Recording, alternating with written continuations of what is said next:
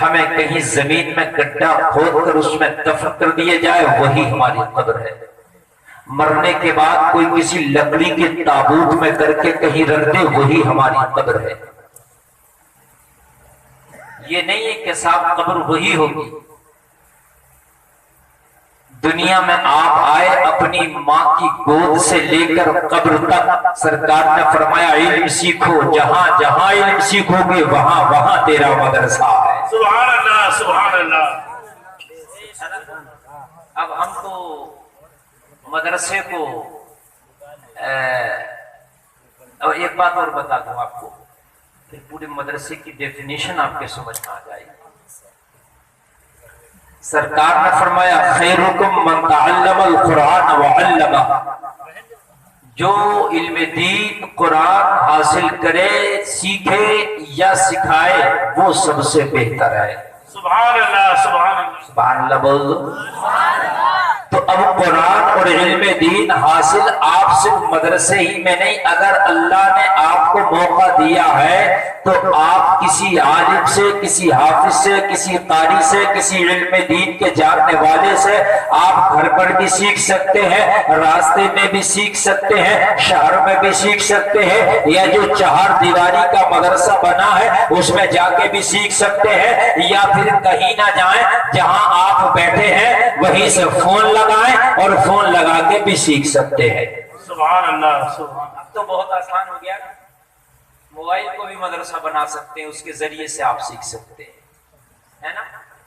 مگر میرے پاس تو بہت سے مسائل کے فون روزانہ آتے ہیں، اگر سارے فون کو اٹینڈ کر کے جواب دیا جائے تو میں یہ سمجھتا ہوں کہ شاید کھانا کھانے اور پانی پینے کی بھی مہلت نہیں ملے، لیکن یقیناً مجھے بڑا افسوس ہوتا ہے 90% میری قوم ایسے سوال کرتی ہے جو نہ اس کے مطلب کے ہیں، نہ اس کے فائدے کے ہیں، نہ اس کے کام کے ہیں، نہ ان سے ان کا کوئی مطلب۔ جو کام کی چیز ہے وہ نہیں پوچھے گا، نماز یاد نہیں ہے، 50 سال کا ہو گیا، خالی ایسی ٹکریں مار رہا مسجد میں جا جا کر کے، نہ اسے وضو یاد ہے، اسی طریقے سے منہ دھل دھل کے آ رہا، نہ اسے غسل کا طریقہ یاد ہے، اسی طریقے سے پانی خراب کر رہا ہے، نہ اسے کپڑا پہننے کا طریقہ یاد، نہ سونے کا طریقہ یاد، نہ کھانا کھانے کا طریقہ یاد، نہ پانی پینے کا طریقہ یاد، اسے کسی کوئی طریقہ یاد نہیں ہے، اور پھر اگر کبھی سوال کرے گا تو سوال اس طرح کے کرے گا کہ جن سوالات سے اس کا کوئی لینا دینا ہی نہیں۔ بتائیے حضرت اذان سب سے پہلے کہاں ہوئی تھی؟ اب تم سے قبر میں یہ پوچھا جائے گا اذان کہاں ہوئی تھی؟ کسی سے مجھے بتائیے، تم سے کسی سے نہیں پوچھا جائے گا کہ سب سے پہلے اذان کہاں ہوئی تھی، یہ ضرور پوچھا جائے گا کہ اذان بھی یاد تھی کہ نہیں تھی۔ اپنی اذان یاد نہیں ہے، یہ پوچھا سب سے پہلے کہاں ہوئی تھی، اپنی یاد نہیں ہے، پڑھوا دی اشہد ان لا الہ پڑھے گا، غلط تو نہیں کہہ رہا ہوں جی تلفظ نہیں ہے، اس کو مخارج بالکل بھی نہیں ہے، اشہد ان لا الہ پڑھے گا، مطلب اذان پڑھو تو اللہ ہی جانے کہ کیسی پڑھ رہا ہے، بعض بات تو ایسی اذان پڑھتا ہے کہ کلمہ کفر ہو جاتا ہے، حقیقت بتا دیں، لیکن یہ نہیں پوچھے گا حضرت میری اذان سن لو، مجھے اذان پڑھنا سکھا دو، نہ اذان سب سے پہلے کہاں ہوئی تھی اور کس نے پڑھی تھی وہ بتاؤ۔ اب بتا دی مولانا نے تو ٹھیک ہے، اور نہیں بتا جاتا کہ مولانا قابل نہیں ہے، اسے یاد نہیں ہے کچھ، اب بتاؤ ہے نہیں خالی کی خرافات۔ میرے بھائیو یہ ساری چیزیں چھوڑ دو، نبی نے فرمایا سب سے بہتر وہ ہے جو علم دین سیکھے اور سکھائے۔ اگر علم دین سیکھنے اور سکھانے میں مر گیا، دنیا سے چلا گیا، تو لوگوں کو جنتی ہو کے مرے گا، اس لیے کہ سب سے بہتر جماعت اللہ کے رسول نے فرمایا علم دین سیکھنے اور سکھانے والے کو۔ اور تم دیکھ رہے ہو تمہاری کیپیسٹی کیا ہے، آپ اتنی کیپیسٹی تو ہے نہیں کہ کسی کو علم دین سکھا سکو، اس لیے کہ ابھی خود نہیں سیکھے ہیں، تو کم سے کم روزانہ ایک دو مسئلہ کسی عالم سے، چاہے فون پر صحیح، چاہے اس کے پاس جا کے صحیح، چاہے مسجد میں بیٹھ کر صحیح، چاہے مدرسے میں جا کر صحیح، سیکھیں، ضرور سیکھیں، اس لیے کہ آپ کا بھی شمار علم دین سیکھنے والوں میں ہو جائے۔ سبحان اللہ بے شک۔ نعرہ تکبیر، نعرہ رسالت، جشن نبی اسے ککو شامیہ مسلک اعلیٰ حضرت مفتی گلفام صاحب قبلہ. بات سمجھ رہے کہ نہیں سمجھ رہے؟ آپریٹر صاحب ایسا میں کرو دور سے بھی آواز برابر لے اور آواز کو گھٹانا مت اس کو بڑھانا. نام تم نے رکھا سپر تو سپر بناؤ نا اسے ہے نا. سپر تو سپر ہوتا ہے. نام ہے گھنشیام روپیہ ایک نہیں. جیسا نام ویسا کام بھی ہونا چاہیے یار. ہاں بعض کا نام سن کے ایسا لگتا ہے کہ اس سے بڑا جو ایسا نیک اور قابل کوئی نہیں ہوگا. کام دیکھو تو بس. ہاں خیر نام اچھے رکھنا چاہیے. ناموں کا بھی اثر پڑتا بچوں کو. اچھے نام رکھو. تو میری بات سمجھ رہے کہ نہیں سمجھ رہے آپ؟ ہاں یہ بس یہی رکھو. اسی ٹیپ پہ رکھو اس کو. بہت آج مدرسے میں بیٹھے ہو تو آج مجھے ایسی باتیں بتا کر جاؤں گا انشاءاللہ کہ پوری زندگی یہ جلسہ تمہاری زندگی کے لیے لائف ٹائم کے لیے خدا کی قسم یہ ذریعہ نجات بن جائے گا اور مرو گے تو میدان محشر میں بخشش کا ذریعہ بن جائے گا. سبحان اللہ سبحان اللہ. تقریریں سنتے ہو آپ. تقریریں میری بھی بہت سنی ہوگی اوروں کی بہت سنتے ہو مگر میں نے تو ایک نظریہ بنایا بھائیو کچھ دے کر جاؤ جلسے میں کچھ ایسا بتا کر جاؤ کہ جو کچھ آئے تو وہ پڑھ کے جائیں مدرسے میں بیٹھے. بے شک پتہ ہے کہ نہیں ایک رات کا مدرسہ آپ کچھ لے کر کے جائیں کچھ سمجھ کر کے جائیں. اللہ کے رسول نے فرمایا جو علم دین سیکھے یا سکھائے وہ سب سے بہتر. اب سکھانے کی تو بھی طاقت نہیں سیکھے خود کو نہیں آتا تو ٹھیک ہے نہیں سکھا سکتے لیکن سیکھنے والے تو بن سکتے ہیں. بے شک بے شک. ارے بس بات ہے کہ نہیں سیکھنے والے تو بن سکتے. جو مدرسے میں جا کر پڑھے گا کوئی مدرسے کا طالب علم نہیں کرائے گا. اگر آپ نے یہ اپنی زندگی میں عہد کر لیا اپنے آپ سے وعدہ کر لیا مولا میں طالب علم بن کے دکھاؤں گا مولا میں تیرے علم دین سیکھنے والا ایک سچا سپاہی بن کے دکھاؤں گا میں جب تک زندہ رہوں گا روزانہ کسی مولانا سے کسی امام سے کسی عالم دین سے ایک یا دو دین کا مسئلہ ضرور پوچھوں گا ضرور معلوم کروں گا. مدرسہ جانے کا تو ٹائم نہیں ہے مدرسہ جانے کا تو وقت نہیں ہے. اب تو میرا وقت بھی زیادہ ہو گیا ہے عمر بھی زیادہ ہو گئی ہے تو لوگوں کان کھول کے سنو. مدرسہ جانے کا اگرچہ وقت نہ ہو مدرسہ جانے کا اگرچہ ٹائم نہ ہو مگر سنو اگر روزانہ علم دین کا ایک دو مسئلہ کسی سے فون کے ذریعے موبائل کے ذریعے یہ اس کے پاس جا کے آپ حاصل کرو گے تو تمہارا شمار علم دین حاصل کرنے والوں میں ہو جائے گا اور اگر اسی درمیان مر گئے تو جنتی ہو کے مرو گے. سبحان اللہ سبحان اللہ. نعرہ تکبیر نعرہ رسالت جشن عید میلاد النبی ہمارا اسلام. سبحان اللہ سبحان اللہ. جنتی ہو کے مرو گے انشاءاللہ جنتی. اور اچھا روزانہ اگر علم دین کا ایک دو مسئلہ سیکھو گے تو 2-4 سال میں بہت سے مسئلے بھی سیکھ جاؤ گے. ارے بھائی سیکھ جاؤ گے کہ نہیں سیکھ جاؤ گے؟ سب لوگ ہماری بات پر توجہ دیں اور جو بات میں بتا رہا ہوں اس کو غور سے سنیں. میاں 30 سال اور 40 سال کی زندگی ہو گئی. 30 اور 40 سال کی زندگی میں حقیقت بتا رہا ہوں کل ہی تو جب ہوتی ہے جب نکاح پڑھنے کے لیے جاتا 25-30 سال کا دولہا اتنا ہی وقت آلت تک آئے 15-16 سال کے تو کوئی دولہا نہ بنا رہا نہ بننے دے رہا. ہاں عمریں کم ہو گئی شادیاں لیٹ ہو گئی. میں بات غلط تو نہیں کہہ رہا ہوں. عمریں کم شادیاں لیٹ. پہلے جلدی شادیاں ہو جایا کرتی تھی مگر اب نہیں کرتے. شادی جب بچے جوان ہو جائے بالغ ہو جائے تو سب سے پہلے شادی کر دو انہیں دیر نہ کرو. اس لیے کہ وہ گناہوں کی طرف اگر چلے گئے اگر گناہوں میں شامل ہو گئے ان کا قدم ڈگمگایا وہ نوجوان بچہ ہے بچی تو گناہگار ضرور ہوگی جس نے وہ غلط کام کیا ہے لیکن اس کے گھر والے جو اس کی شادی میں لیٹ کر رہے ہیں دیر کر رہے ہیں کہیں نہ کہیں وہ بھی گناہگار ہوں گے. بات سمجھ رہے ہیں؟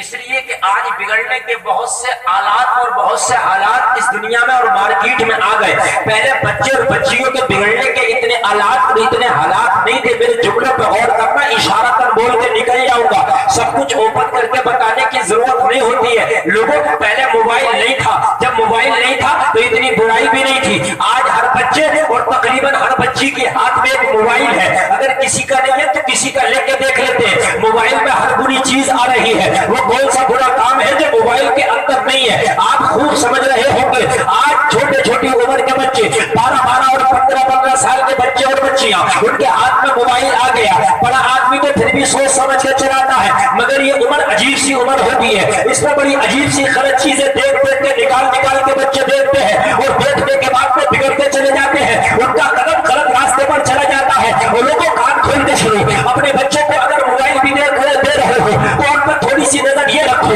یہ موبائل کا یوز کس طرح سے کرتے ہیں, موبائل کا استعمال کس کام میں زیادہ کر رہے ہیں. کہیں ایسا تو نہیں تیرا بچہ غلط کام میں استعمال کر رہا ہے موبائل کا اور وہ اس کی جوانی کو برباد کرنے کا ایک ذریعہ بن جائے.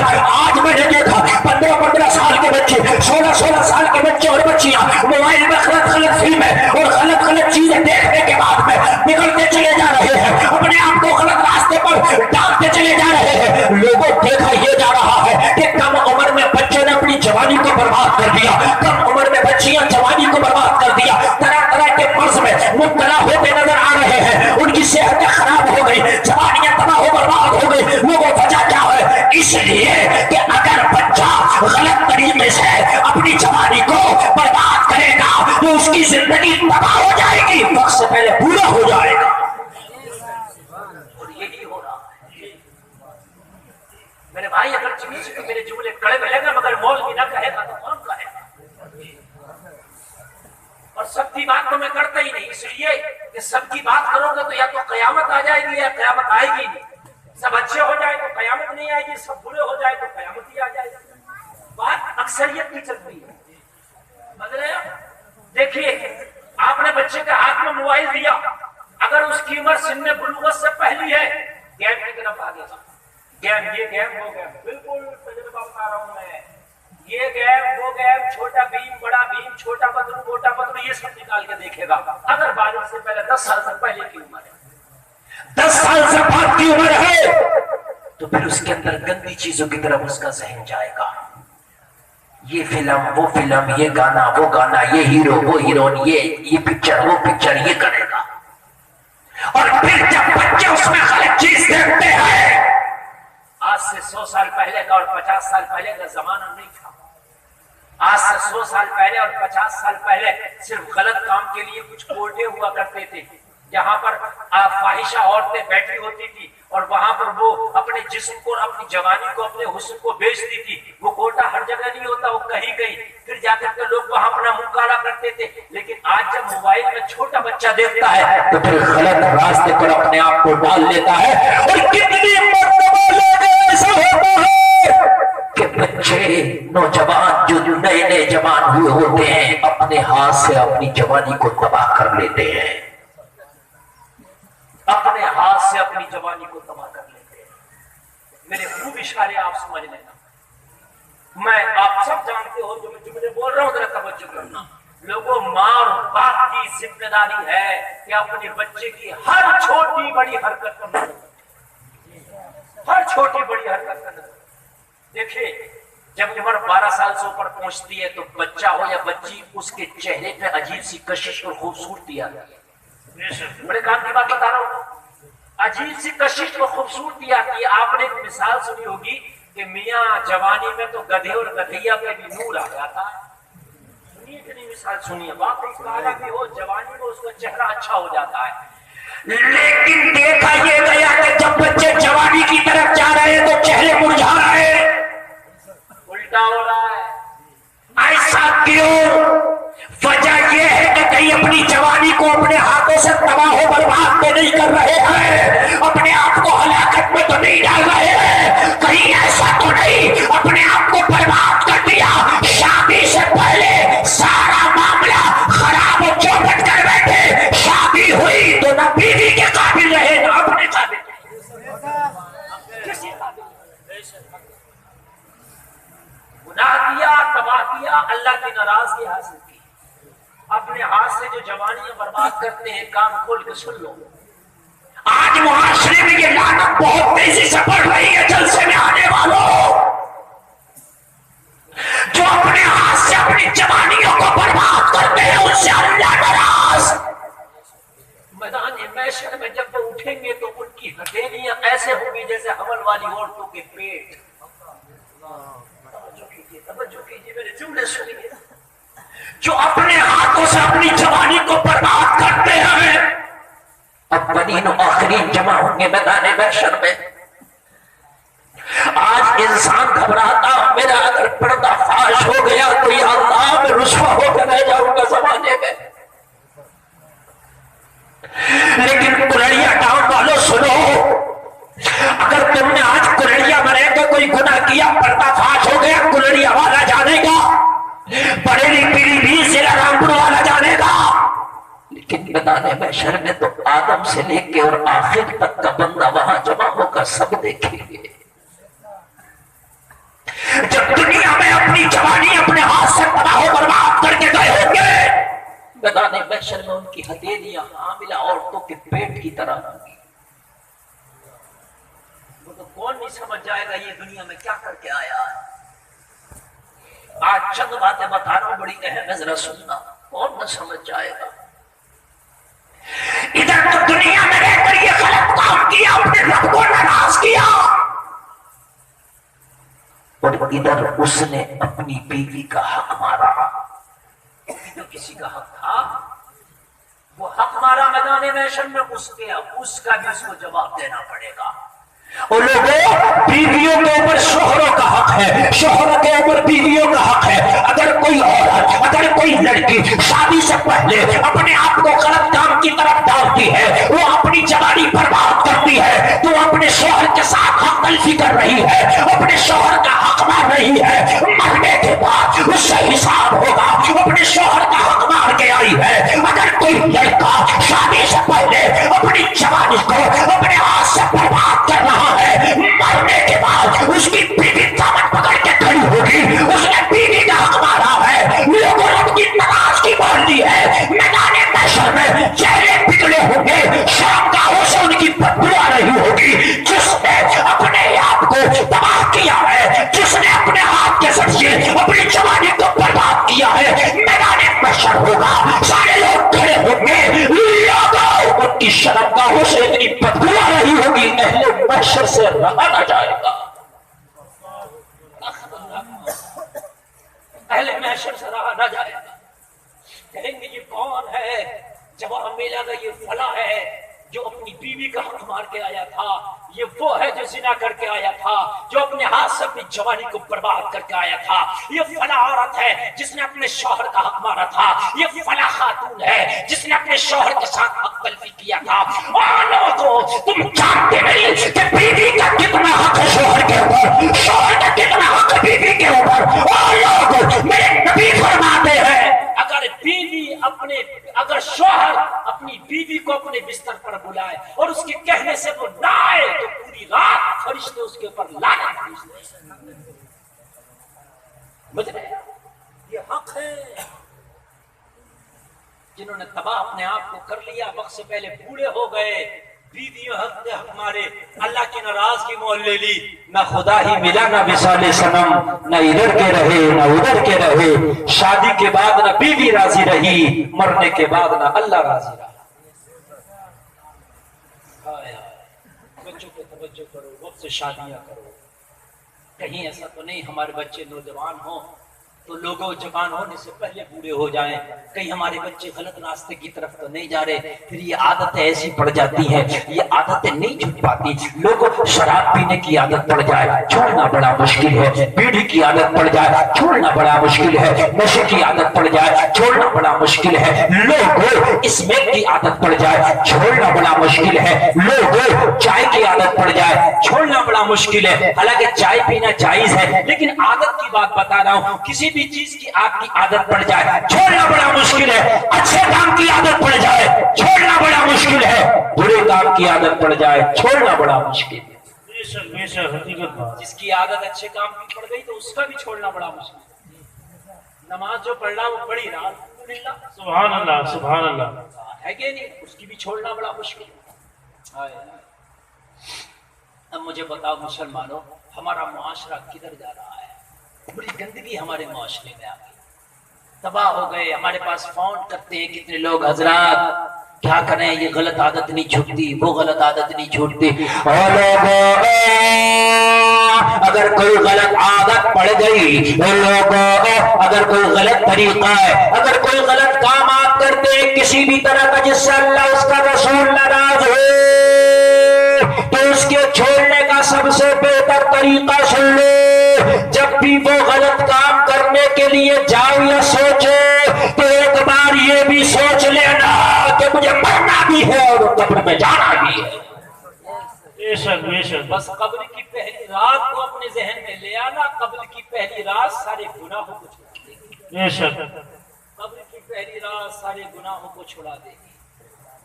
پہلی رات قبر کی، جب میں جاؤں گا تو وہاں اجنبی ہوں گا، جب میں جاؤں گا تو وہاں قبر میں کوئی نہ ملنے والا ہوگا نہ جاننے والا ہوگا، جب میں جاؤں گا تو اندھیرا گھر ہوگا، جب میں جاؤں گا تو قبر ایسی دباتی ہے مرنے والے کو کہ ادھر کی پسلی ادھر اور ادھر کی ادھر کر دیتی ہے۔